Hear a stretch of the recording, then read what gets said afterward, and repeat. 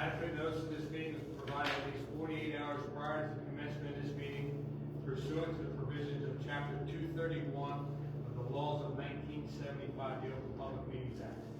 Notice of the time, date, and location of this meeting has been provided by posting a copy of the public meeting dates on the municipal bulletin board, by sending a copy to the Asbury Park Press, and by filing a copy with the municipal clerk.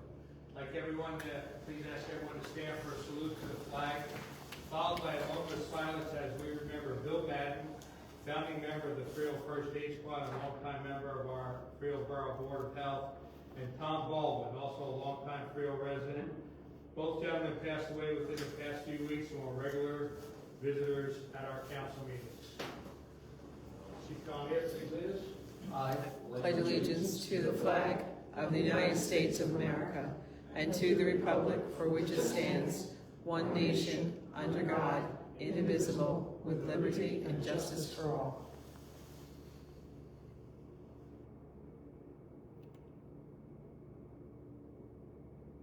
Thank you. Roll call, please. Mayor Kane, Here. Councilman Benedetto, Here. Councilman Friedman, Here. Councilwoman Jordan, Councilman Reich, Councilwoman Rogers, Councilwoman Schutzer. Here. Okay, item 4 this evening is a workshop discussion. We're going to talk about overcrowding. I'm going to ask our administrator, Chief Gallagher, to lead us off on this one, please. Thank you, Mr. Mayor and council members, citizens here in the chamber, and those at home who are listening. I'll briefly synopsize the subject matter that we're about to discuss. We're struggling with ways to try and deal with overcrowding in our community. We know that there are homes that are being overoccupied. They're being bought up by corporations, and people are moving in far in excess of the intended use. And we have had a task force that has been working on strategies to deal with overcrowding. We're going to be having another meeting right after the month ends. People are on vacation now, obviously, so we'll have our committee meet again.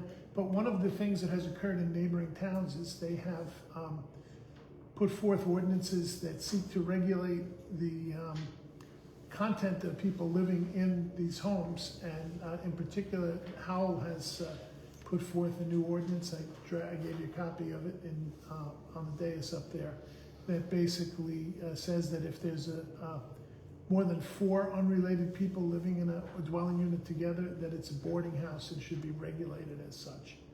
Now, I don't know whether or not that's going to pass muster, whether or not that's going to be held to be legal, but it is a strategy that would be helpful, and we're going to be going over it with our attorneys to make sure that we're on solid footing with anything that we might propose. So I gave you a copy of it to take a look at, and over the next couple of weeks, if you have any comments, you want to let me know what you think of it. Similar strategies are being employed, I understand, in Jackson and in Brick.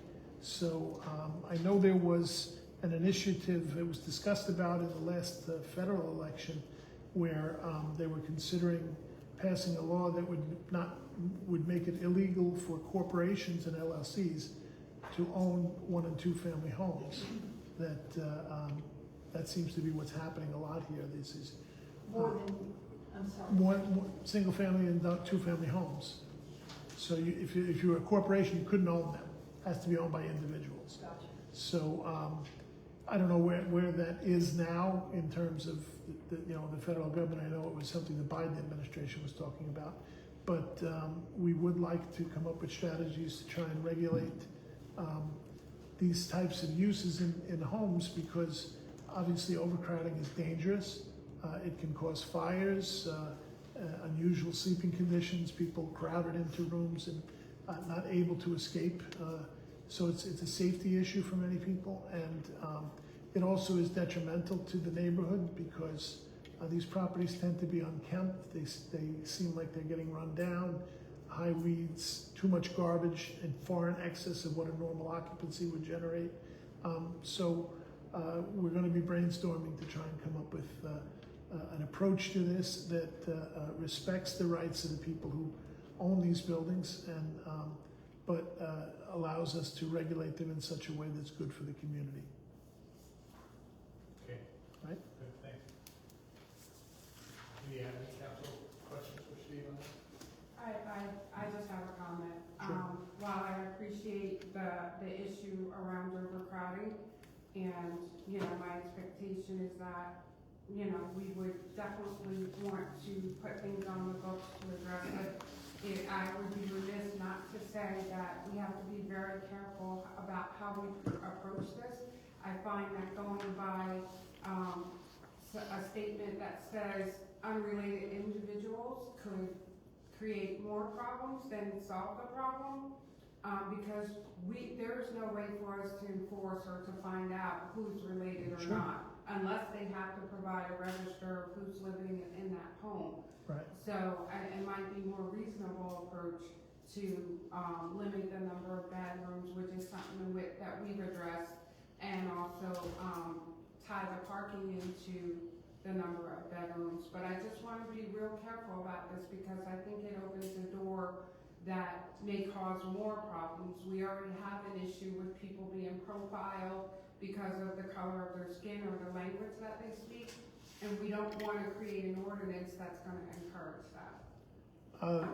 I believe that's correct. That's why we were having the attorneys review it, and that's why we haven't made any moves on this yet. We want to see how it plays out. All right, I just wanted to Sure. make that statement. And it should be noted that term, unrelated individuals, that's just not, that's a term from the Supreme, I mean, that's from the legal, from the cases that have gone up to the Supreme Court. That's all well and That's- good, but it still opens the door for people to be No, I harassed and profiled. So I have a question about the LLC and the ownership. And you talked about a little bit about the Biden administration floating the idea that you can limit that. And then they had also talked about it in New York State. Can we do that? I mean, is that an avenue that we can take a look at and say, yeah, we want to walk down this thing? And Well, obviously, if it's something that's advanced at the federal level, then it would be legal. The authority of a municipality is limited in terms of our ability to supersede or go beyond what state statute or federal regulations provide for. We don't know is the answer. Okay, these are uncharted waters that Howell felt like dipping their toe in, and I'm interested in seeing how it stands up. But so, I'm sorry. that's all right. That's all right. So if there's no federal law on it and Right. there's no state, Well, there is actually kind of federal law. there is. That- What is that? Corporations are deemed as persons. People, yeah. Oh, well, from Citizens United, that, you mean? Well, no, going back. Just in Long, terms long- of the creation of corporations. 1800s. They are considered their own entity. So in this context, I don't think by ordinance without federal or state statutory enabling language that we could by ordinance restrict the ownership at this point. Okay. Yeah. Now we can, and I think we already do in our landlord registration, is even if it's owned by a corporation or an LLC, the owners, right, the individual owners that own a certain percentage of that specific corporation or LLC are required to be. And I think we, it's up to 10, sure. if anyone who has 10% or more ownership has to be listed on the registration. And we have to have contact with the local agent. They have to tell Yeah, us agent. who we would call about issues at the property. And the heat HVAC repair people, you know, contact information for them, Right, as well as the super agent and the insurance information, the gas. I mean, there's a whole list of Sure. things that, where I see we have this major problem is less in the actual properties that are registered. right, You know, I think the properties that are registered and inspected by our code office on a regular basis at turnover and at change of at change of ownership and during the 3-year cycle, those units, I mean, if you ask the code office, will say are, you know, in generally, you know, decent condition. I think the big problem is, where we will find the crux of the problem is a lot of the properties that are exhibiting this behavior. You know, if you look on Facebook, you can see all the basements up for rent and attics up for rent and single rooms up for rent with access to, you know, like, I'm willing to bet none of these are registered in our system as registered rental properties. And that creates a safety issue. Well, certainly, because if they're registered rental properties, at least the code office and the police and everyone knows, you know, And the fire department. and the fire department, And yeah, EMTs. Yeah. know what they're, you know the layout, know what they're dealing with, because each landlord has to submit a layout of each unit. Mhm. So all that stuff is on record, but these units, these houses that are being converted illegally, quite frankly, you know, Mhm.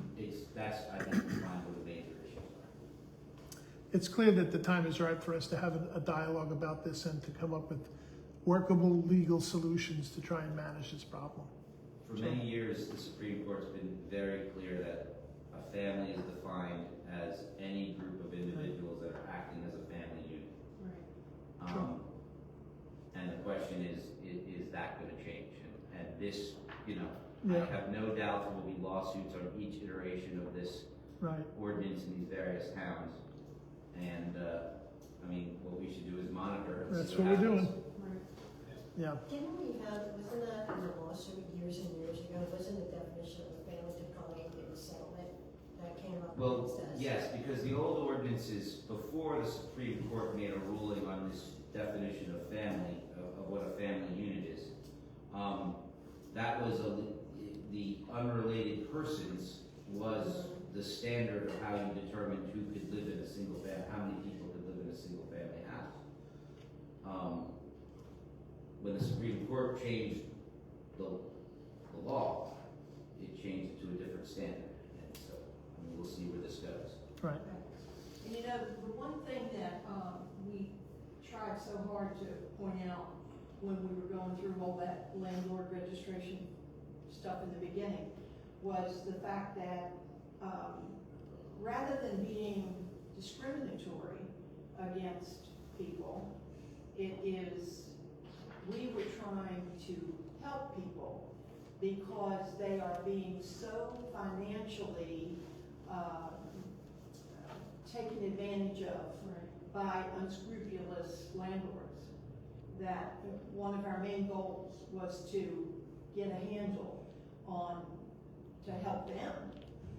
That's still one of our main goals. It's still one of our main goals, so Oh, it yeah, actually protect the exactly. safety of the people who live in the Exactly. borough. And there was, I think it was Institute Street maybe, one of the streets where, it was not known that somebody was living in an attic. Mhm. And, there was a fire, remember that? And remember it was that. almost undetected, thank God somebody said there's somebody in the attic, so that was another. You know. We had that issue on Court Street where Oh, someone yeah, where actually the child, also died. yes. All right, great, thank you. Item number 5, our administrator. Sure. I'll briefly synopsize some of the activities we were working on and answer any questions that you may have. With regard to the hometown redevelopment project, the final appraisal reports have been done and the developer is negotiating with 5 parcel property owners for the purchase of their property. If necessary, they will proceed to court if they can't work out a deal. The old KFM partnership project, sounds weird calling it the old project, but has been taken over by Renaissance Properties, who are, we've renamed the project, the Statesman is the name of it, and we're gonna be meeting with them this week to talk about how they intend to proceed and how it fits into the neighborhood at Broad and Court Streets. 200 Park Avenue, the church on the corner of Park and Main is scheduled to be closed and demolished in favor of an apartment building that was in settlement of a builder's remedy lawsuit. The Nestle property, we've received inquiries from different parties who are interested in operating a data center at that location. One of them has gone so far as to engage the utility to determine whether or not enough power can be brought there for that purpose. I also got a call from a broker named Tim Thompson who wanted a copy of our redevelopment plan, and it says that he has an interested buyer that he will reveal at a future meeting. The Raceway project, the owners the new owners are just getting their footing in terms of what they intend to do with the property. Their reason for purchasing the property was they wanted the land on the township side to build a service center that's related to their car dealerships, and the rest of the property is like a blank canvas. Our redevelopment team did have a meeting with individuals from the township, their planner, their engineer, their attorney, their administrator, to talk about how we could work together to make sure that whatever gets built is beneficial for both communities. And tonight we're receiving the study that concludes that the Raceway property does meet the criteria to be declared an area in need of redevelopment. That report is available, and it's being referred to the planning board for compliance review, and then they'll send it back here and we'll adopt the designation and draft a redevelopment plan. 500 Park Avenue, we're talking to the developer about mutual ideas for what should be built there. And then we have a variety of projects. Safe Routes to Transit, the downtown pedestrian safety project, is finally finished with the installation of the new crosswalks at Throckmorton and Main Street. Lloyd Street paving is presently out to bid. And as soon as those bids are in, we'll be looking to award a contract and get that street paved. Throckmorton Street is a DOT local aid project. That project is completed this past weekend. It looks really good, and I think they got the striping done. The only thing left to be done was soil test borings to make sure that the asphalt is in compliance with DOT regulations. Bond and Liberty Street, the plans and specifications have been hand delivered to DOT for review, and we're waiting for them to release them before we can get out to bid. Monmouth Avenue, my understanding is that the DOT was supposed to release the plans for bidding last week, and that did not happen, so I've been reaching out for our contact at DOT, and I haven't been able to connect with them, but the mayor has a good connection, so we'll see what we can do there. Lenore Street Park, the NJDEP Green Acres program is reviewing those, and we should have a final design to review shortly. Likewise on Musgrave Park, Veterans Park, the Green Acres folks decided that they wanted to have some soil test borings done on the property because apparently there's a record that indicates that there's some historic fill there from prior, perhaps industrial activity at that location, and they just want to make sure that there's no contamination. We don't think there is, but they want to put a belt and suspenders on it. Wilson Field, we're waiting for Monmouth County Open Space to award us a grant on that. I'm sorry, I did it backwards. It wasn't Veterans Park, it was Liberty Street Park that they're doing the soil test borings on. And Court Street school improvements are in their final design stages, and then we should be able to go out to bid on that. The new public safety facility, we have an updated draft design provided by USA Architects, and we're going to be meeting with the committee that's overseeing the new building in the near future to get their take on the new design. Lake Tapanemus, we've finally closed out the water quality study, and we are looking with the Lake Tapanemus Commission to identify a funding source for what looks like a promising weed mitigation system. We're working with Chairman Kane and Senator Gopal's office to come up with money for that purpose. Let's see what else we got here. We've talked about overcrowding. The lead service line replacement program will begin shortly with the kickoff meeting and a public community meeting to discuss what's going to be happening with that. Congressman Conway's office advises us that we are in line for a $1 million grant to refurbish our 2 water towers. Very pleased with that, and of course in Washington these days, you never know what could happen. So what's news today might be old news tomorrow, but we're hopeful that we'll make it through the process and receive that funding. We're working on our historic trails network regarding the Battle of Monmouth. We have a design for the signs. We have the signs picked out. We just have to have them fabricated and deployed at the various historic sites, and then we're going to put out a brochure that links them in a walking trail. And then finally, we had a meeting on Friday night with the residents of the Brentwood, Barcelo area about traffic issues there. It was a very productive meeting. We got a list of suggestions that the residents had for us. We did walk a little bit around and had things pointed out to us. And we did receive word that Senator Gopal has arranged for some funding for a traffic survey to focus on improvements that could be used to calm traffic in the area. And we'll be issuing that contract at our September meeting. First meeting in September. Thank you. Any questions for council about the report? $1 million will take care of both? Oh, no, no, I didn't not at think all. so. I thought- It's a nice chunk. It's nice to have. It's slightly more than $1 million too. It's like $1.2 million, I think. Yeah. But there's also another funding source we've identified. It's called the New Jersey Environmental Infrastructure Trust, or the I-Bank, they're calling it, where the state will offer money for environmental improvements. And then after the project is completed, the freehold community is eligible for something called loan forgiveness. So you start with a loan, and then they tell you, yeah, you don't have to pay that back. Yeah.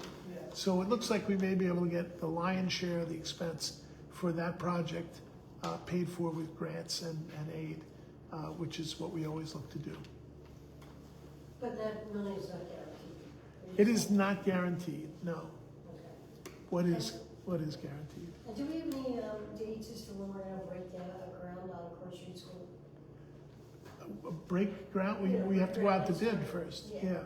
Until we receive the bids back and award a contract, we won't know that. I would anticipate maybe October, yeah. Great, thanks, Steve. Item 6 is the approval of minutes council meeting July 14, 2025. I'll make a motion to approve that, please. Second. Roll call, please. Councilperson De Benedetto? Yes. Freeman? Yes. Jordan? Yes. Rogers? Yes. Schuster? Yes. Okay, minutes of council meeting July 14, 2025 are approved. Item 7 is the first reading and introduction ordinance 2025/18, amending, fixing, and determining salaries of certain officers, positions, and employees of the Borough of Freehold. You want to move that? I'll offer that. Second. Any discussion? Roll call, please. Councilperson De Benedetto? Yes. Freeman? Yes. Jordan? Yes. Rogers? Yes. Schuster? Yes. Okay, ordinance 2025/18 is introduced. Item 8 is our consent agenda. Just a note that matters listed on the items of the consent agenda are required to conduct the day-to-day operations of the borough will be enacted by one motion in the form listed below. There will be no separate discussion of these items. If discussion is not desired of any items, that item will be considered separately. Someone like to move items CR1 through CR11? No second? Any discussion? I will be voting no on CR8. Any further discussion? Roll call, please. Councilperson De Benedetto?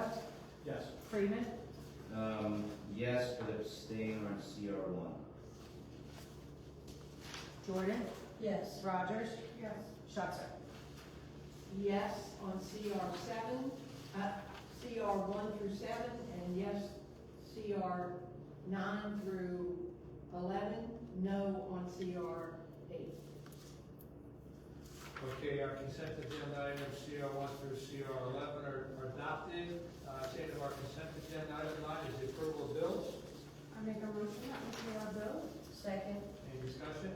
Roll call, please. Councilperson De Benedetto? Yes. Freeman? Yes, but I abstain on bill number 25-00964. Jordan? Yes. Rogers? Yes. Schuster? Yes. Okay, our bill list for this evening's meeting is approved. Item 10, we have 3 items, communication to receive and file. A is receipt of a letter dated August 5th, 2025 from Mayor Kevin King making the following direct appointments to the Freehold Library Board of Trustees. As the mayor's alternate, Magdalene O'Connor, filling an unexpired term ending December 31st, 2025.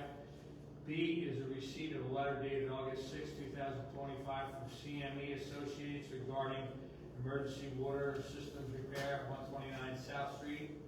And item C is receipt and review of the redevelopment assessment for Freehold Raceway dated August 25th.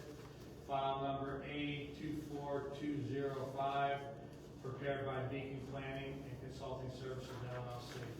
Somebody can entertain a motion to receive and file those three items? So moved. I'll second, please. Any discussion? Roll call, please. Councilperson De Benedetto? Yes. Friedman? Yes. Jordan? Yes. Rogers? Yes. Schuster? Yes. Okay, those items are received and filed. Item 11 is public comments. If anyone from the public would care to make a comment to the governing body, please step forward, state your name and address for the record. Hi, my name is John DeFalco. I'm at 31 Monmouth Avenue.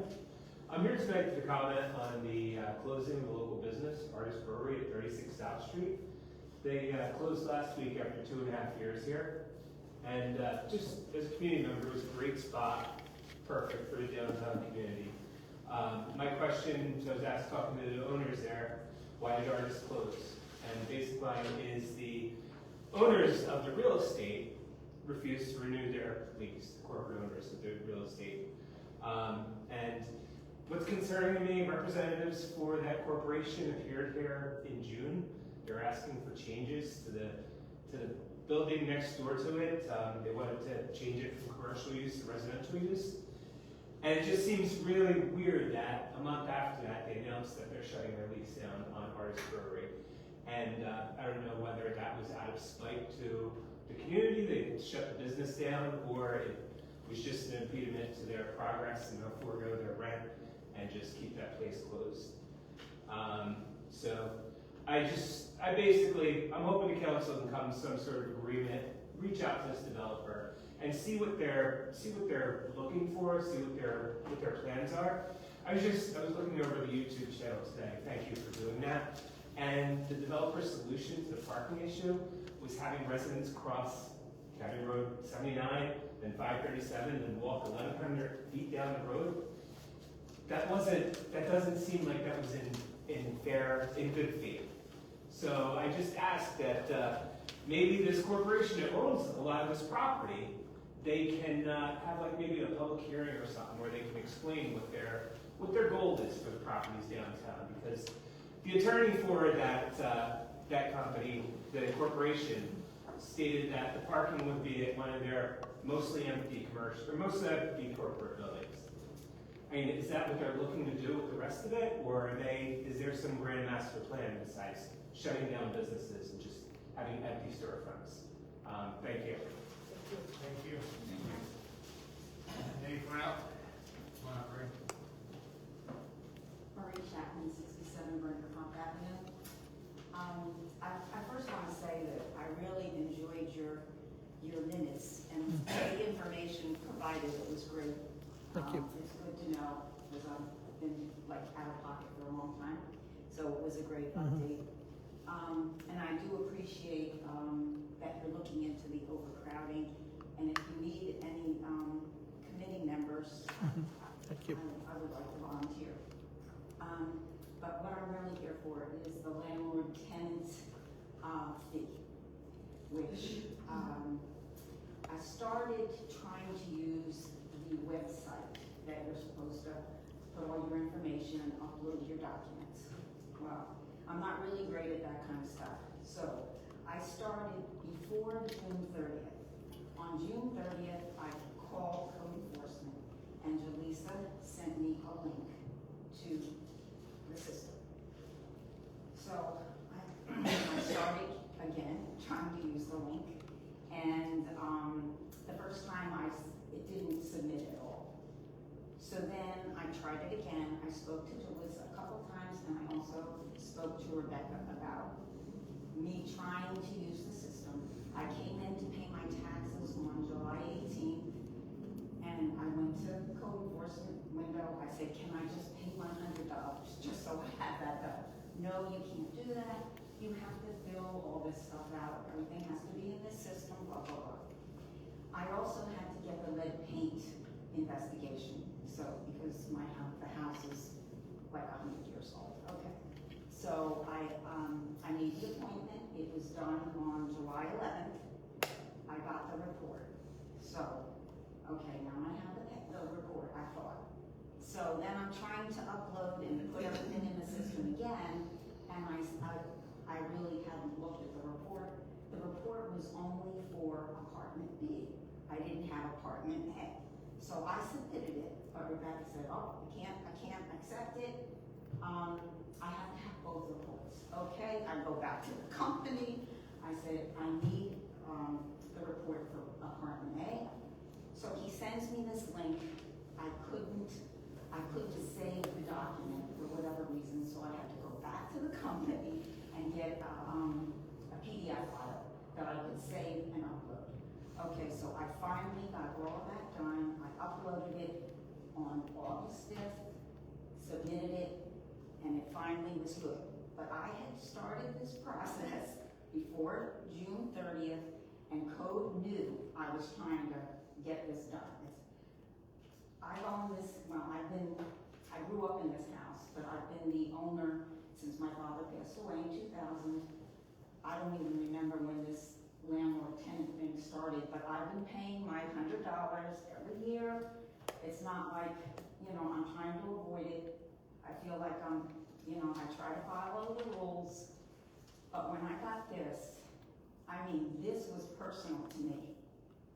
You can't And this even read is- it. This is the summons.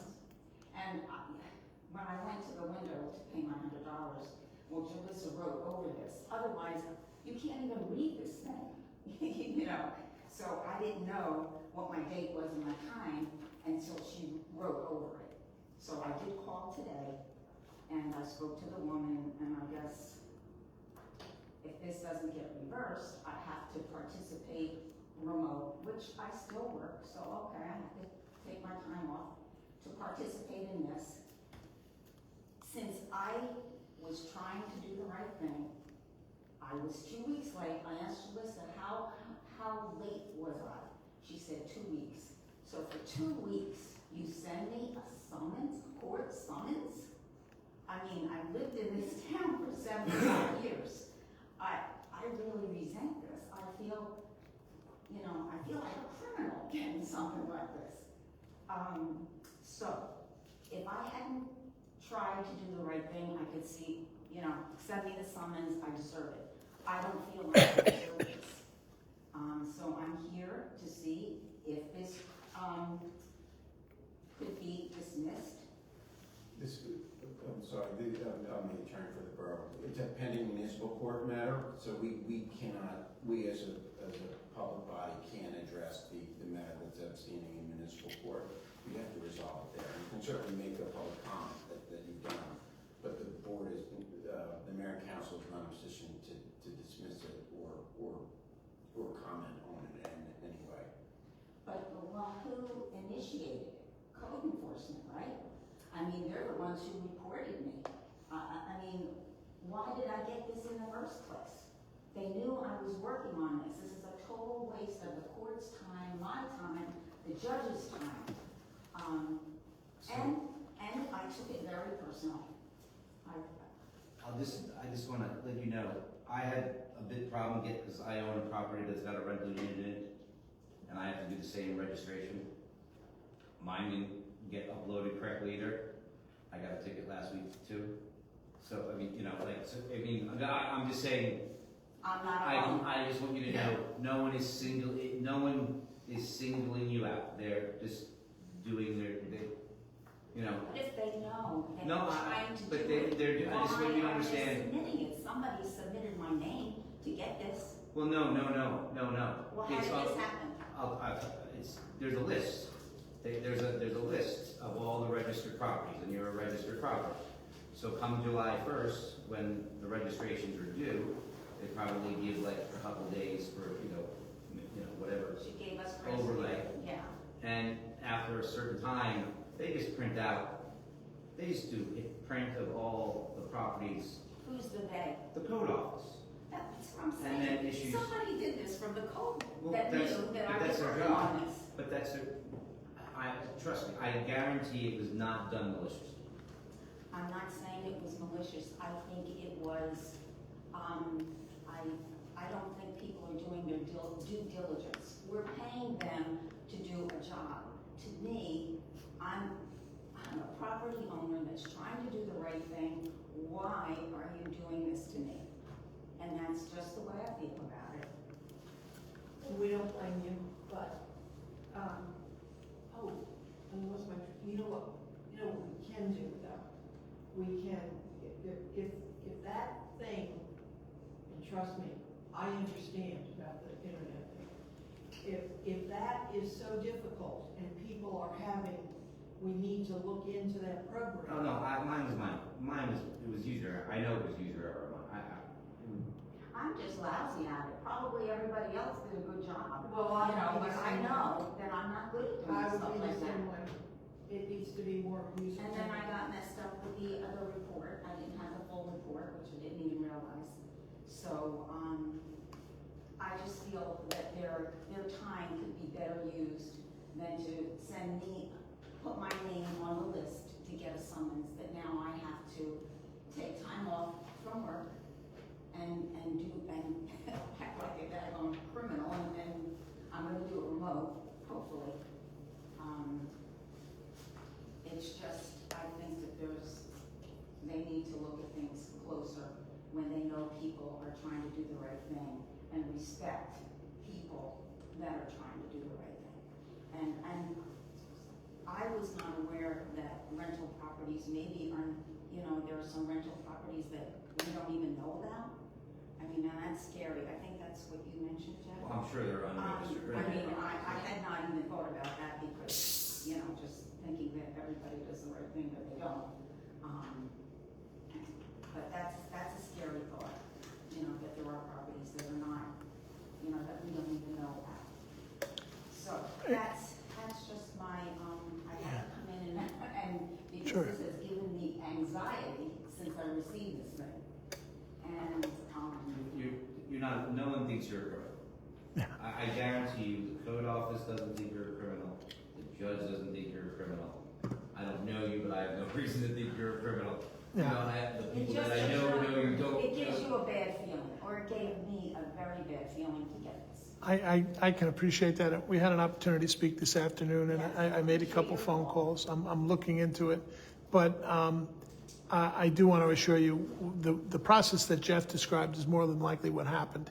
After a certain date, an entire list was printed out, and they just sent out summonses to everybody on the And it list. might not even been delisted, it could have been a clerk that doesn't know Well, your name for advertising. it's a very small department, okay? So they're all good people. They're well-intentioned. They're not out to get you.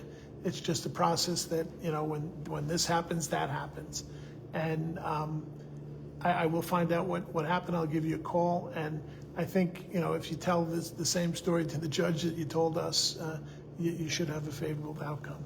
Yeah, well, I mean, I don't even know if it's another fee that I have to Yeah. pay. I don't even care about the fee. Sure. It's just the, that's all. Is this the first, the lead paint, is this the first time you used this company? It's the first time I got a notice that I had to have a lead paint, investigation. I didn't know. I have the letter here. As soon as I got it, I made the appointment, and I had to make sure my one tenant was available. My You have your- son lives on the other side, so You that have your wasn't. inspection coming up soon? Oh, it's done, 7-Eleven. Alright, so I think they were doing the lead paint on, how they do the annual inspections, and it's not every property every year, it's a rotating. I think it was kind of like a rolling thing. So you might have gotten yours the year you had an inspection done. Some are yearly, some are, Right. 2 or 3 years you can do. Yeah, well, this is the first time I got this. And That's part of the state. yeah, I know it's a state thing, which is Which I think okay. is ridiculous. It's just that I had to have it done. I needed to make an appointment. It all takes time, so it all impacted me doing this thing. I had to get done. That's all. I just had to speak my piece. Thank you. Thank you. Thanks, sir. Anyone else in the public care to have any comments to the governing body? Seeing no further comment from the public, I move the public portion be closed. Second. Roll call, please. Councilperson Benedetto? Yes. Freeman? Yes. Jordan? Yes. Rogers? Yes. Schuster? Yes. Chair, public comment section is closed. Items 12 are council reports and comments. Councilmember Schuster. Yes, attended our 4 times a year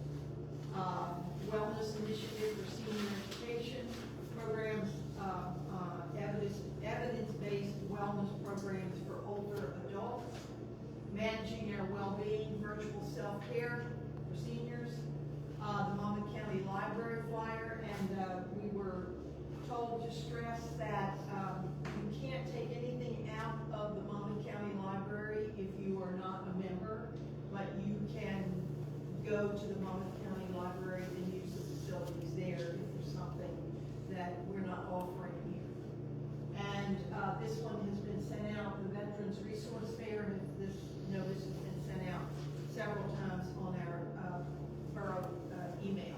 So I'm gonna post these outside. If you know anybody who can benefit from any of this, the information will be out there.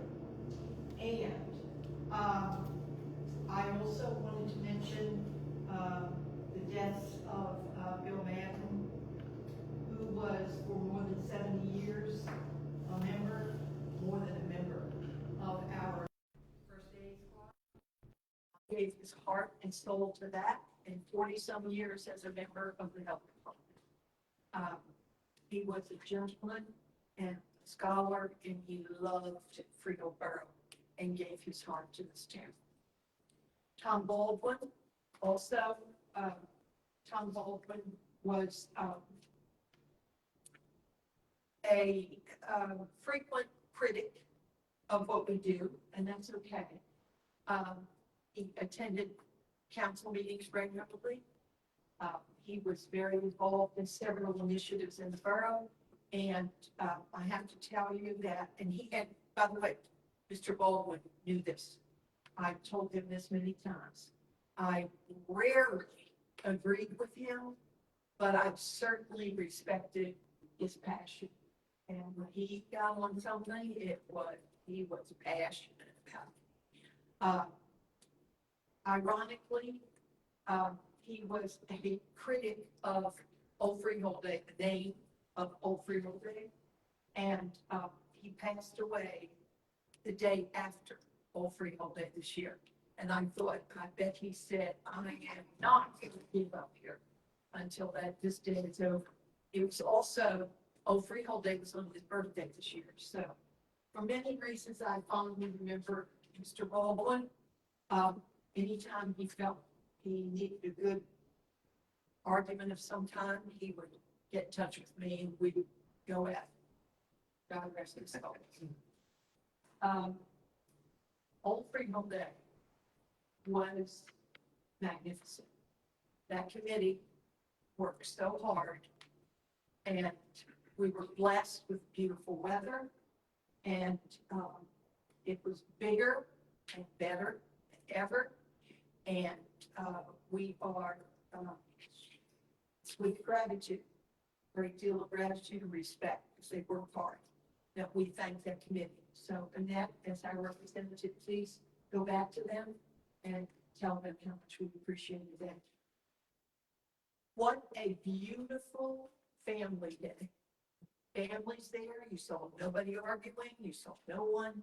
It was just a beautiful day. So thank you. On August 17th, which is this coming Sunday at 7 o'clock at the Reformed Church, there will be a program called Broadway Pop Cabaret Night.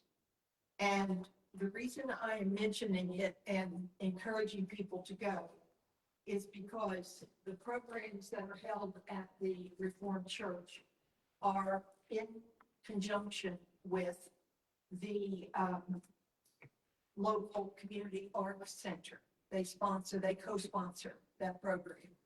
And all the money that they get from these concerts goes to provide camps for our kids, free of charge. The one that will be starting today is a STEM program with sciences, and it's for ages 7 and up, and it's from the 11th to the 16th, from 10 o'clock to 1 o'clock, and it involves a great deal of our kids from the borough. So anytime I can encourage you to participate in something that this program sponsors, it's for a really good reason. Congratulations to the police department. rarely do we see such a collective effort at community policing. We see our officers involved in community policing all the time. But again, the spirit at the National Night Out this week, the activities, everything there for the kids and for families. It was a wonderful program, and we thank you for participating. Thank you. Sergeant Iozzi should be commended for putting. Pardon me? Sergeant Nicholas Iozzi should be commended for putting together National Night Out this year, and that's in years past, as well as the officers who came out to support. Yes, Without them, it doesn't happen. it was a wonderful, wonderful evening. Thank you. That's all I have. Thank you. Councilmember Benedetto. Yes, my sympathy to the Baldwin family. Mr. Baldwin, I thank him for his service to this country and for being part of our community.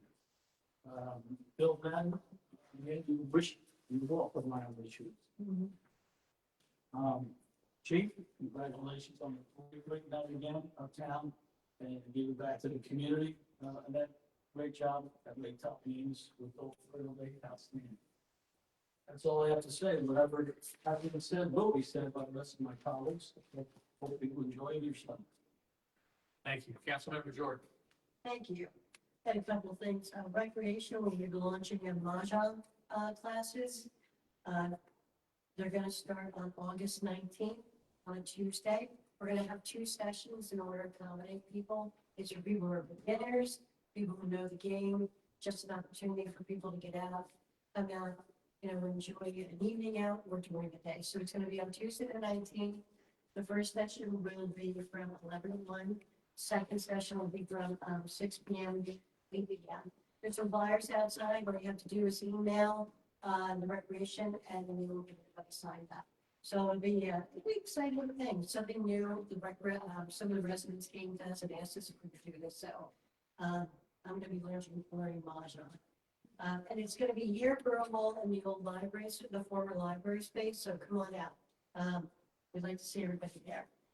For also recreation, registration for the Recreation Basketball League for our kids will start from the 25-26 season is going to be open on August 25th. Anybody who has some children that want to do this, there's 2 brackets. There's 3rd grade through 5th grade, and then 6th grade through 9th grade. So all the applications are up online. So August 25th, you can start registering kids if you'd like to. Mayor's Wellness, along with the Neighborhood Connections to Health, will be holding a Veterans and Vaccines event at the Family Health Center, the old food town, where all everybody's old timers over here on Park Avenue. That's going to be September 27th. It's a phenomenal day. We have our health provider partners come out. We do a little fair festival. We have music. We have Center Street there giving out vaccines. As well as we have veggies we give out to people come in, and we have a lot of healthcare vendors that will come in and talk to you about different things that are available to our community. So that's a great opportunity to come on out, get your vaccines for the fall, and also meet with some different people. We'll see some different things that are going on. Also, on a note with the Mayor's Wellness, we've been asked to speak on Wednesday on a Zoom call. Representative from Borough will be on as well about building wellness in our community with our coalition partners. So it'll be myself and it'll be the Director of Neighborhood Connections to Health. So we can put the Zoom link out if anybody would like to register to come on in and see what we're doing. Should be pretty informative. But it's nice to be recognized through the Quality Health Center that's run by the state of New Jersey about all the positive aspects that we're doing, especially when it comes to the health of our community. So if you'd like to jump on, please feel free. Also, Walking with Wendell through our Mayor's Wellness is again still every Tuesday, 10:30 a.m. at Liberty Park. We're growing a little bit at a time. I think you got 3 or 4 people out there last week. It's geared towards seniors, but anybody who would like to come out and just take a walk around, nice visual shows, you're more than welcome to come on out. So that, and just, John, thank you for saying we do have a new YouTube channel. I actually went on there today. There's a lot of great information on there. information about the fireworks. We have all of our meetings on there. Thank you to Lynn Cannon for making that happen. It's extremely informative. So if you have an opportunity, go on, subscribe to the channel, and just listen to what's going on, especially if you can't make it to the meetings. It's a great opportunity to sit down and know exactly what's going on with them. I said one more thing, that our veteran sign program that we launched on 4th of July. The applications to submit, if you have a veteran that you'd like to have honored with a street sign, it's all online. Just go on, fill the whole thing out. Our next dedication for the next 5 veterans will be on Veterans Day in November. So thanks for everybody for coming out. Sorry about that. Thank you. Councilmember Rogers. Thank you. I also want to echo Sharon's comments regarding the Freedom Day. It was a wonderful day. The Human Relations Advisory Committee was out there, and we got to talk to a lot of people, many who didn't know that we existed. So what our purpose is to bring attention to the diversity and the culture that we have here in Freehold Borough, and share information that will help people maybe come to an understanding of who's a little bit different from them. But it's also an outlet that if there's an issue that you're having, or if there's something that you want to bring attention to in town, you can come and speak to us, and we will do our best to brainstorm and come up with a way to resolve the issue. And if we can't resolve it, we would certainly bring it to Mayor and Council for review. So those are, the types of things that we do. Like I said, we had a wonderful, wonderful day at Old Freehold Day. It was just such a nice atmosphere, such a beautiful day. And I have to say, I'm really enjoying my emojis, my little emojis that I purchased in my yard. And I think I want to buy more because they're so cute and they make me smile when I drive up to my house. So I was happy to see that, because I always like to see the emojis in one of the trees. So it was nice to be able to bring part of that home. I also echo the comments on National Night Out. I didn't bring my granddaughter, but I had a wonderful, wonderful time just talking to people, just seeing the smiling faces, just seeing the children and the families interacting with our officers. I know how great they are, but hopefully a few more people know how great they are. So I really appreciated that night, and I'm glad the weather cooperated this year. And I'm glad that they were all out there, because it's always wonderful to me to see the smiling faces, and to, just to have people know how great our officers are. Thank you for the mayor and council support. Yes. The Gallo and the downtown partnership, and all played a part in making this come together and support our community police. And Of course, yeah, we appreciate it, because we love that people know that our officers are there for them. I received through HRAC, I received information that the Park Avenue is having a back to school bash on Saturday, September 6th, from 9 to 2, and it'll be at the Park Avenue complex. And this is it's a community resource fair, so they've invited some nonprofit organizations to come and provide information on the services and support that they have for families. It is a free event to participate in. If you have a nonprofit that you think might be have information, or want to provide a service for those in the community, you can reach out to the school to participate, and they just ask that you bring your own volunteers. But this is sure to be a great event, and very informative for our families in the community. The library is having some great programs this month. Tonight, you still have time to make it, for, I'm sure it's not over yet, but it's an introduction to geocaching. This is going to be an ongoing program, but geocaching, if you don't know what it is there's little hidden things all over the town and in parks and things like that. And it just, gives you information on how you can locate those and maybe contribute to a box or find them or whatever. It's a great activity. And I know when my daughter was in Girl Scouts, we participated in geocaching. They also have weekly, family story time on Tuesdays and toddler story times on Thursdays and family story times on Tuesdays at 10 o'clock. Tomorrow is Star Trek Federation Day. That's something I needed to know. So if you're interested, they will be having a special program at the library. I also wanted to mention that if you can't make the Tuesday program, the library is also introducing a Mahjong program at 3 o'clock on Saturdays. So there's lots of opportunities to learn Mahjong. They have an experienced instructor that is coming in to teach people how to play. So if you can't make the Tuesday with recreation, there's another opportunity on Saturdays with the library. And I just wanted to mention too that September 17th, next month, is Constitution Day. And we do have a guest speaker coming in the library to talk about the Constitution. And it's supposed to be a very, very interesting and informative program. So that might be something you may want to add to your calendar.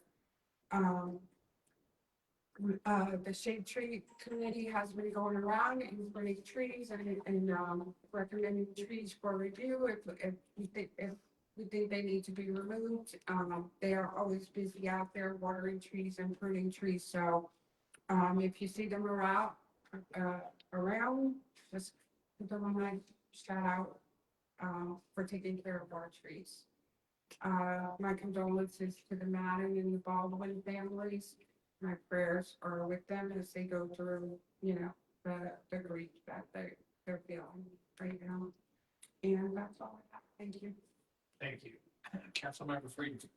Thank you. I just want to say my condolences to the Madden and Baldwin family. Bill Madden was a great guy and gave me lots of good advice over the years. Tom Baldwin and his wife, Fidela, were good friends of mine many years ago. Fidela owns an art gallery on Port Street for many years and did a wonderful job with it. They too will both be missed. I want to thank Kathy. Her retirement is on the agenda, so congratulations to her. Chief, again, everyone did, but National Night Out, another great success. Working with Nick is always a pleasure. He's a solid guy who really comes to the table well organized. So, as always, the police do a great job. Concerts in the park start off September 9th. I want to thank Dan Xavier, Mike McCabe, and the crew at the Community Events Committee for putting that together. The first band will be Vintage Vibes. So should be a great time. It was a great time last year. There's still a lot of great events going on downtown, so check it all out. The weather is cooled off significantly. It's now nice to be out at the cafe, so come out and enjoy it. That's all I have. Thank you. Thank you. I just, echo everybody's comments. Just want to say thanks for coming out, John. Thanks for your comment. We're trying to find out what's going on also. And Marie, thanks for coming in and explaining the situation. I know you've been talking to Steve about this. So just a note for future, this year's Old Freehold Day was the 49th anniversary of the very first one in 1976, which means next year is the 50th anniversary. So there's some big things being planned for that. Mark on calendars for the first Saturday in August. I believe it's August 1st. So next year there's going to be a lot happening next year, but that'll be one to put on your calendars. And as Steve reports show, there's a lot going on in town right here. So there's a lot of moving pieces, and thank you for that report, Steve, to keep everybody updated what's going on. There being no further business, I could entertain a motion to adjourn. So moved. Second. Roll call, please. Councilperson Benedetto? Yes. Friedman? Yes. Jordan? Yes. Rogers? Yes. Shuts. Yes. Thank you. We are adjourned. Thank you. I'm trying to follow.